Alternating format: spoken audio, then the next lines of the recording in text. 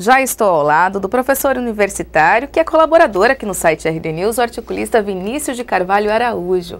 Bom dia, Vinícius, seja bem-vindo ao RDTV. Muito bom dia, obrigado a vocês pelo convite, é um prazer estar aqui. Então vamos fazer uma análise de conjectura aí para as eleições de Cuiabá, primeiramente.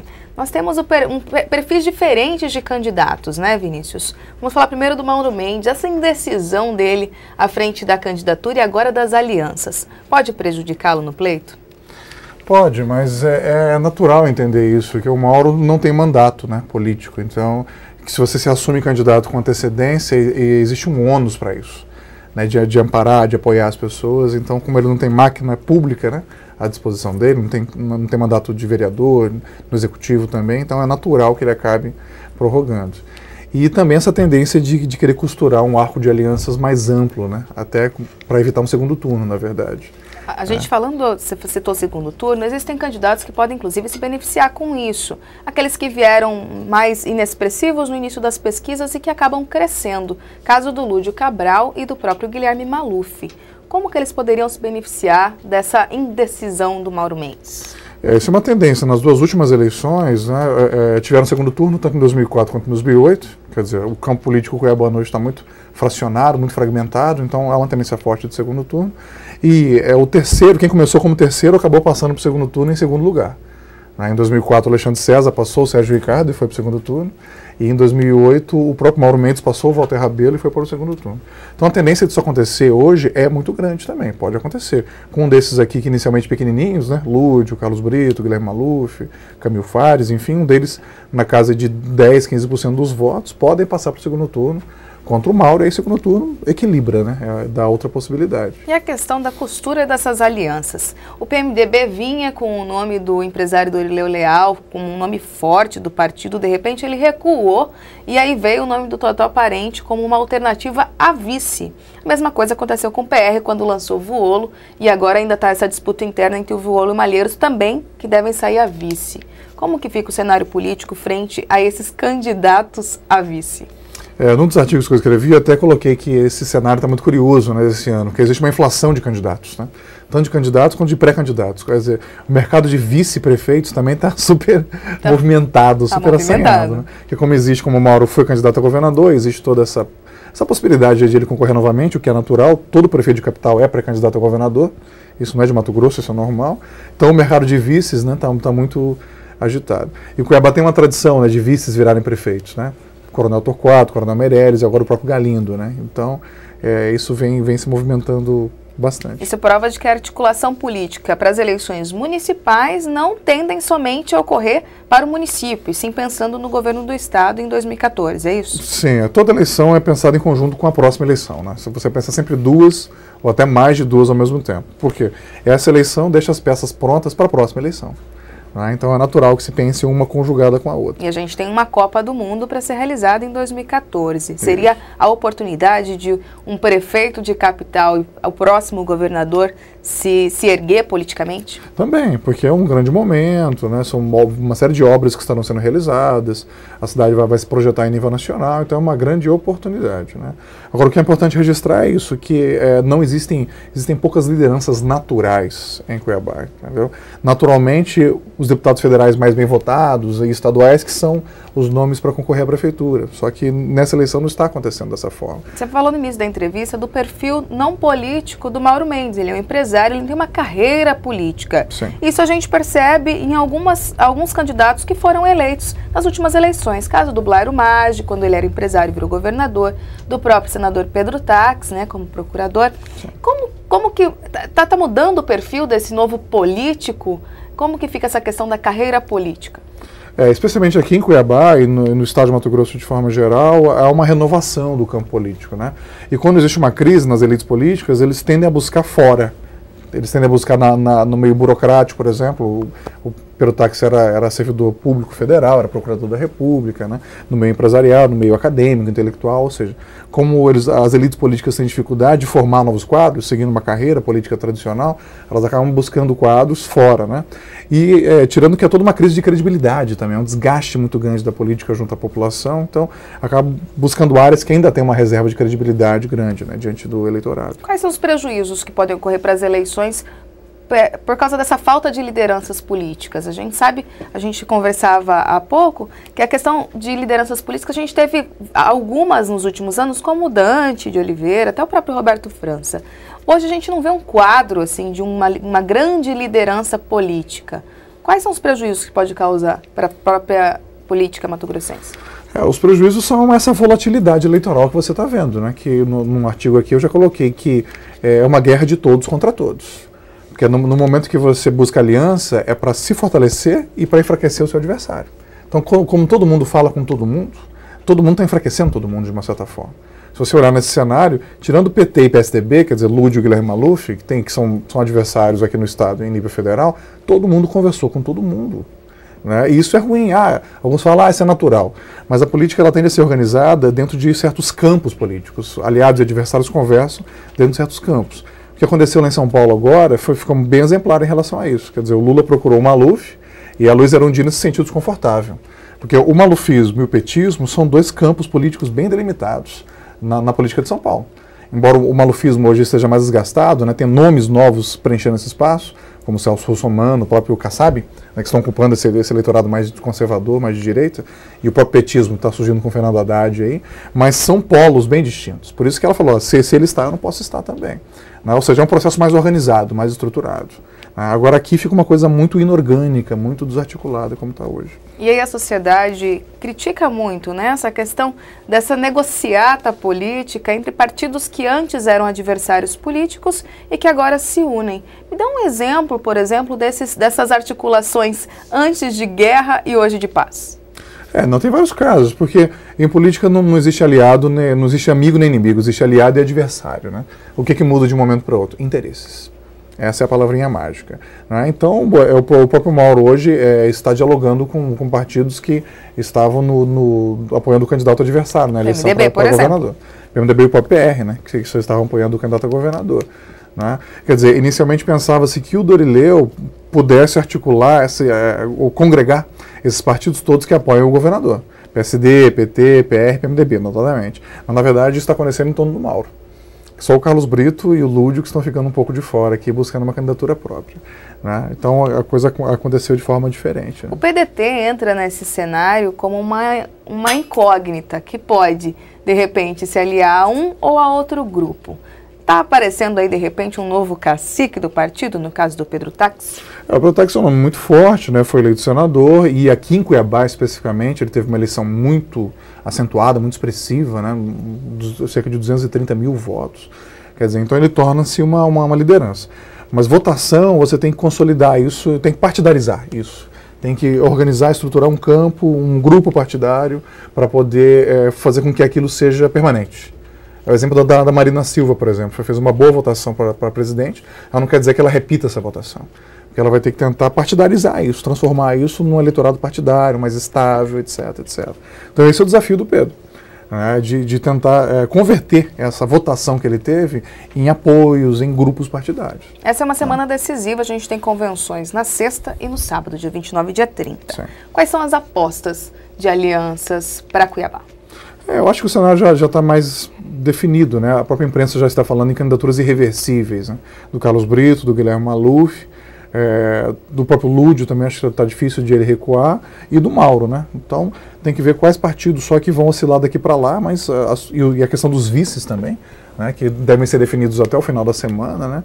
Mas acho que as candidaturas, os cabeças de chapa já estão bem definidos. E as coligações na proporcional também, que são... essa é uma eleição que nós vamos ter 25 vagas, pela primeira vez o quociente eleitoral vai cair, está na faixa de 12, 13 mil votos, então há uma ginástica grande também em relação às coligações nas proporcionais também. O número de candidatos, a gente tem pelo menos 4 que a gente citou aqui, né, a prefeito. Isso prejudica as eleições ou não? Para a sociedade isso é bom, traz mais propostas, ou vai ser uma guerra de foice?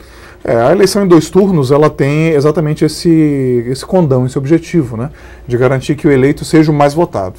Porque antigamente, imagina, numa eleição num turno único, você pode ser eleito com 30% dos votos, 20% dos votos, num cenário assim de pulverização, né, de fragmentação. Então é interessante porque divide em 2 momentos. Né? No primeiro momento, vários candidatos, aí no segundo momento afunila para 2, aí o eleitor pode analisar melhor. Né? Claro que quem está na liderança, como eu falei, quer evitar um segundo turno, isso é normal. Temos um internauta que perguntou via chat quais são os candidatos naturais à prefeitura. A gente falou daqueles que são irreversíveis, Sim. mas quais aqueles que realmente tratam a candidatura como uma coisa mais natural? Então, como eu venho falando, hoje não tem candidatos naturais que sejam aceitos como antigamente, como eu falei. Se você pegar no histórico, né, o Dante Oliveira, Roberto França e Wilson Santos, os três cumpriram carreira política antes de chegar à prefeitura da capital. Começaram como vereadores, depois deputado estadual, deputado federal, aí sim, candidato a prefeito. Hoje não tem nenhum.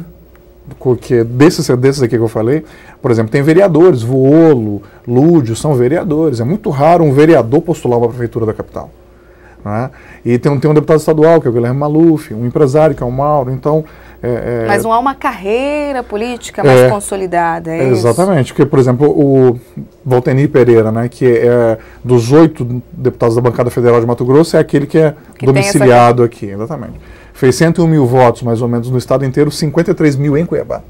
Quer dizer, seria um nome natural, mas como está no mesmo partido do Mauro, resolveu apoiar o Mauro. Sérgio Ricardo também seria outro nome natural, fez 87 mil votos, quase 50 mil dentro de Cuiabá, quer dizer, quase uma votação de deputado federal em Cuiabá, e acabou se retirando do processo eleitoral, indo para o Tribunal de Contas. Né? Então, esse tipo de coisa acaba desorganizando o processo, aquela carreira política convencional. Né?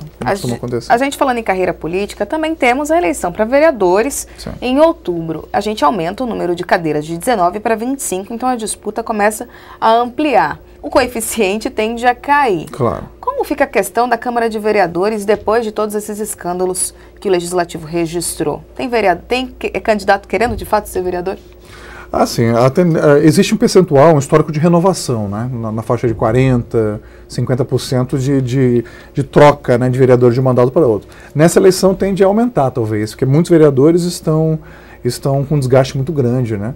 E houve uma troca, né, de suplentes, várias cassações inéditas, né, que nunca tinha acontecido. Lutero Ponce, o próprio Ralph Leite, enfim, que acabaram sendo cassados. Né? Então a tendência é surgirem nomes novos do ponto de vista do mandato, né, mas que vêm apoiados em grupos políticos e empresariais muito fortes, né, que entram na campanha. Daqueles que já postulam vaga hoje na Câmara Municipal, é isso? Isso, candidatos que vêm de outras eleições, não obtiveram êxito, acabam voltando novamente, enfim, mas tende a acontecer uma renovação muito grande. Uma coisa que a gente percebeu nas últimas eleições é que aqueles que foram candidatos a vereador nas últimas não foram eleitos deputados estaduais, por exemplo. A gente falando da questão da carreira política. Sim. O que se atribui a essa situação?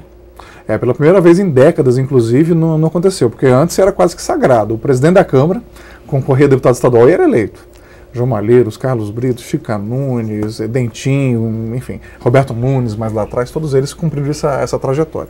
Dessa vez não aconteceu. O Delcimar foi candidato a deputado e não conseguiu ser eleito. É por conta desse desgaste da Câmara e essa desorganização do campo político, né? E essa ausência de lideranças natas, né? Que quando você tem uma liderança, ela monta o grupo e vai recrutando as pessoas. Olha, você vai ser candidato a vereador porque você tem potencial para chegar a deputado estadual, você tem perfil, tem aceitação, etc. A intenção justamente é galgar essa carreira política. O que é normal, como numa empresa, o que está recrutando, olha o funcionário, aquele que tem potencial. Você vai entrar aqui nesse setor, mas você tem condições de subir, de ir para um setor mais alto, de se tornar gerente, supervisor, etc. Ao recrutar, você já pensa nisso. Né? Como não tem ninguém fazendo isso, tá tudo muito solto, muito indefinido, então entraram uma série de candidatos que não tinham esse perfil, não tinham condições de ir além. Voltando à questão da Prefeitura de Cuiabá, Vinícius, a gente falando justamente dessa carreira política, quais desses pré-candidatos, vamos fazer uma projeção macro aqui, desses 4 candidatos, seria um candidato natural ao próprio governo do Estado? O Mauro Mendes, quando ele pensava ainda em ser pré-candidato, era um dos argumentos, né? Se ele gostaria de ser candidato agora ou depois. Como ficaria essa situação? O Mauro é o nome mais forte, claro, porque ele já vem de uma eleição para a prefeitura, que foi a primeira eleição dele em 2008, na qual ele foi bem votado, foi para o segundo turno, etc. Foi para uma eleição de governador, na qual ele foi bem votado, foi uma eleição muito apertada, né? O Silval ganhou por uma diferença de 36 mil votos só da soma dos outros, num colégio de 2 milhões de eleitores. Por aí você vê, 36 mil na verdade são 18, né? 18 que mudam de lado já é desequilíbrio. E em Cuiabá o Mauro Mendes ganhou, né? Foi o mais bem votado aqui. Então hoje ele é o nome natural. Só que é um grande dilema, ele está colocado num dilema pelo seguinte, se ele não é candidato a prefeito, outro é, alguém vai ganhar a eleição. E esse alguém torna-se mais um pré-candidato a governador. E fortalece um nome diante dessa carreira. Foi o mesmo dilema que o Wilson Santos teve na eleição passada. Falava assim, não, Wilson, coloca a Thelma de Oliveira, por exemplo, candidata a prefeito, e espera governador. Mas aí a Thelma ganharia e ela seria uma candidata a governadora também. Né? Então é um grande dilema esse mesmo. Né? Você citou o Wilson Santos e tem a questão do tucanato, né, do PSDB. Eles vinham de uma gestão aí de 8 anos, mais de 8 anos, porque teve Roberto França. As últimas 4 eleições foram ganhas pelo PSDB. Teve Roberto França, depois o Wilson Santos. As duas do Roberto, as duas. Exatamente. E aí veio essa decadência, né, esse declínio do partido depois que o Wilson resolveu disputar o governo. Falta uma liderança política no PSDB ou você acha que o Guilherme Maluf dá conta? Não, faltam, né? Porque Roberto França e Dante de Oliveira, que eram os dois grandes líderes da política cuiabana, acabaram perdendo, né? O Dante perdeu aquela eleição de 2002, depois acabou falecendo, né? E não deixou herdeiros à altura, herdeiros que conseguissem manter esse eleitorado que ele tinha, né? A própria Thelma de Oliveira, o Antero Paz de Barros e o Wilson Santos não tiveram condição, né? E Roberto França acabou sendo enterrado pela prefeitura. A prefeitura de Cuiabá, ela tem essa tradição de ser um túmulo político. Né? Por quê? Porque é uma cidade com muitas demandas e pouco recurso para investimentos, né? Tanto que hoje é uma defasagem estrutural muito grande na cidade, de infraestrutura. Precisou vir uma Copa do Mundo, um evento de porte internacional, para a cidade receber investimentos que não são para o futuro, são para ontem, né? Que já deviam ter sido feitos. Né? Então isso acaba desgastando os prefeitos. Os prefeitos entram bem, mas acabam saindo mal. Foi o caso do Roberto França, que era um campeão de votos antes de entrar na prefeitura e saiu, perdeu massa, perdeu substância política, ficou na suplência para deputado estadual, né? Então isso acabou gerando essa fragilidade e prejudicou bastante o desempenho do PSDB em Cuiabá e em todo o estado. Né? Ele é um nome, inclusive, Roberto França, pelo Democratas, né? É um assunto menos comentado pela imprensa, mas ele se colocou à disposição do partido. Você acha que ele sai? Acho difícil, porque tem alguns falam que é inelegível, né? Tem essa possibilidade. Nem a vice? É complicado um ex-prefeito sair a vice, viu? Olhando a tradição também, mais uma vez. Seria regredir? É muito difícil. Acontece, claro, como a Erundina foi cogitado lá como vice, lá do Fernando Haddad, lá em São Paulo. Mas é raro, é raro. O nome dele foi colocado como, nesse momento em que não há candidatos naturais, cada partido colocou seu nome na mesa para poder negociar, para poder compor, etc. Então o nome dele foi colocado, faria uma boa votação, porque ele tem a mídia hoje, ele tem um programa de TV que tem uma grande audiência, né, é muito enraizado ainda, etc. Embora tenha perdido massa, como eu falei, perdido substância. Então também poderia embolar um pouco esse quadro. Né? Mas hoje algo que pesa muito no cálculo dos atores políticos é a questão do custo das campanhas. As campanhas estão cada vez mais caras, né, com custo de mídia, horário eleitoral, etc, etc. Isso está encarecendo as campanhas, as pessoas estão pensando muito antes de entrarem, né, numa disputa. E quando entram, articulam bastante para garantir o tempo de TV e a questão das campanhas, né? E de evitar segundo turno, porque é mais um mês de campanha, dependendo do acirramento, é mais investimento, mais custo, etc. Imagina no caso do Mauro Mendes, né, ele está vindo nos últimos 4 anos, em 4 anos essa vai ser a terceira campanha dele. Se for para governador, caso aconteça, em 6 anos, 4 campanhas. Haja custo. Exatamente. Vamos agora à questão das eleições em Várzea Grande bem rapidinho. Temos aí um quadro, o Wallace Guimarães, Lucimar ou Jaime pelo Democratas, e aí tem aqueles candidatos menores, né? O Tarcísio Bassan, a professora Nicinha. Além do próprio Tião da Zaelli, que falou que é pré-candidato sim à prefeitura. Como ficamos em Várzea Grande? Há uma garantia de que a gestão, a questão da era Campos se mantenha? A Várzea Grande ficaria difícil para o Jaime não ter um representante, né? Se dessa vez, seria a primeira vez desde os anos 60 que a família Campos não teria um representante no pleito, né? Porque eles têm uma hegemonia política que vem desde o Ari Leite de Campos, pelo menos numa sequência de mandatos, né? Antes disso tinha o próprio pai deles, né, o seu Fiote, Júlio Domingos de Campos, que foi prefeito antes. E em toda eleição, ou eles ganhavam, ou pelo menos tinha um candidato apoiado por eles. Né? 2004 começou com o Campos Neto renunciou, entrou o próprio Wallace, né, que era vice do Campos Neto, e em 2008 o Júlio Campos concorreu. Então seria uma coisa inédita, eles não terem um representante. Né? Então me parece que vai alucimar mesmo, né? Porque para o Jaime é um risco muito grande. Se ele vai e perde, como pode acontecer, claro, né? Ele fica muito fragilizado para a reeleição dele ao Senado, que ele é candidato nato à reeleição ao Senado. Lembrando que para o Senado a próxima eleição é para uma vaga só, então a disputa começa a ser bastante grande. Que é a própria vaga dele, do próprio Jaime que está vencendo. Né? Quando é assim, os atores políticos se preservam mais. As eleições com 2 vagas são mais movimentadas e mais incertas. Quem começa como favorito acaba não ganhando. Você pode observar o histórico esse. Agora, a eleição com uma vaga, não. As pessoas as forças políticas se preservam mais e acabam escolhendo um nome de consenso para ser eleito. E o Wallace Guimarães, na disputa com a Lucimar, por uma pesquisa feita aqui pelo RD News em parceria com o Instituto MAC, ele venceria. Há possibilidade de virada e há um cansaço da imagem dos campos em Várzea Grande? Existe um ditado em política que fala o seguinte: política tem fila. Né? O Wallace está na vez para ser prefeito já desde 2004. Em 2004, como eu falei, ele era vice do Campos Neto, o Campos Neto renunciou por qualquer razão, o Wallace entrou, perdeu para o Murilo por acho que 100 e poucos votos, não lembro exatamente agora. Um processo eleitoral que houve uma briga com o partido do Júlio Campos. Quer dizer, se ele tivesse entrado desde o começo como candidato, na época pelo então PFL, a chance dele ter sido eleito era muito grande, 2004. 2008, a eleição que estava na cabeça do povo era o Wallace e Maxwell Slate. Acabou dentro do Democratas, ele acabou sendo excluído pelo Júlio Campos. Né? Então o Wallace está na vez para ser prefeito já há um bom tempo, então isso é natural que ele pontue, ele apareça bem nas pesquisas. E é uma fadiga, um cansaço, quer dizer, esse desgaste dos grupos políticos tradicionais acabou chegando em Várzea Grande, mas chegou depois que chegou em Cuiabá. Porque era um grupo mais sólido. Por 40 anos. Exatamente. 50 anos. Mas, aqui chegou em 2002, por exemplo, com a derrota do Dante, depois do Roberto França. Né?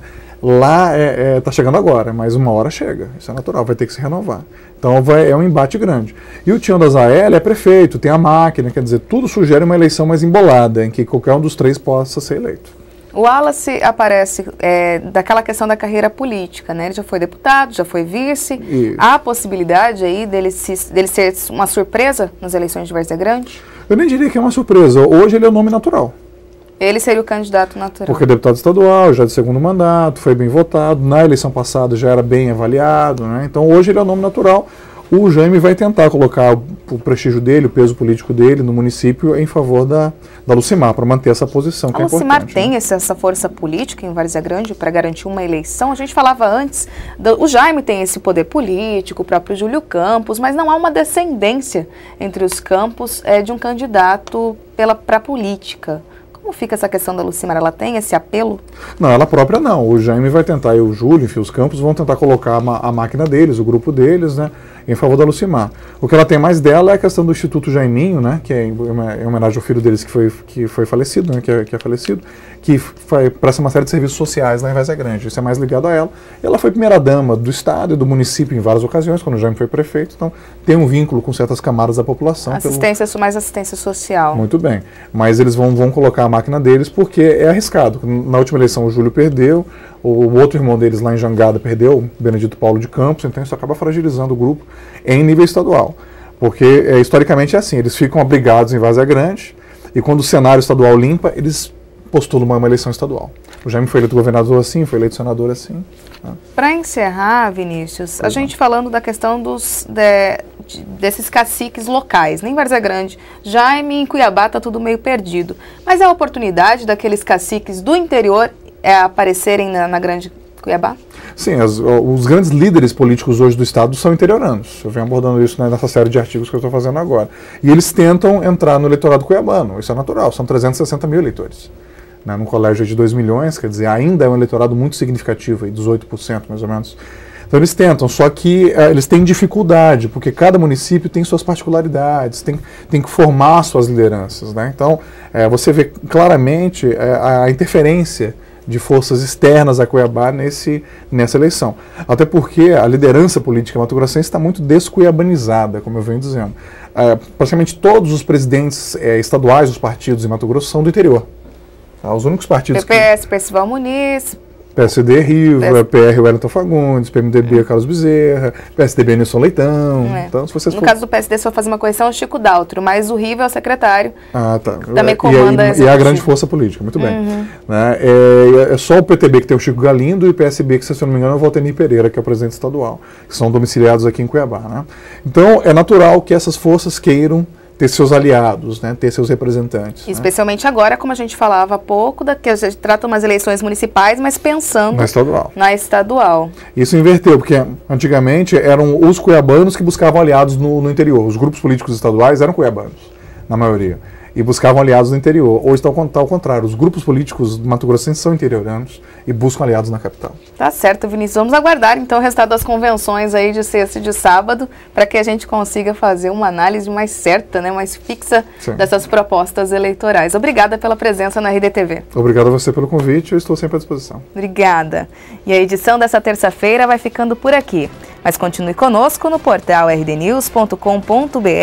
Aqui você encontra as principais notícias dos bastidores da política mato-grossense. Informe-se, opine. E um dos destaques de hoje trata do encontro do senador Pedro Tax, do PDT, com o empresário Mauro Mendes, do PSB. No entanto, apesar da reunião, ainda não há definição do pedetista sobre uma possível aliança com o pré-candidato socialista. Acesse agora. Para você um excelente dia e não se esqueça que à tarde, a partir das 5h30, temos a transmissão ao vivo de mais uma edição da RD Sessão com as jornalistas Patrícia Sanches e Nayara Araújo. Acompanhe e participe. Eu aguardo você de novo amanhã, às 8 horas. Até lá!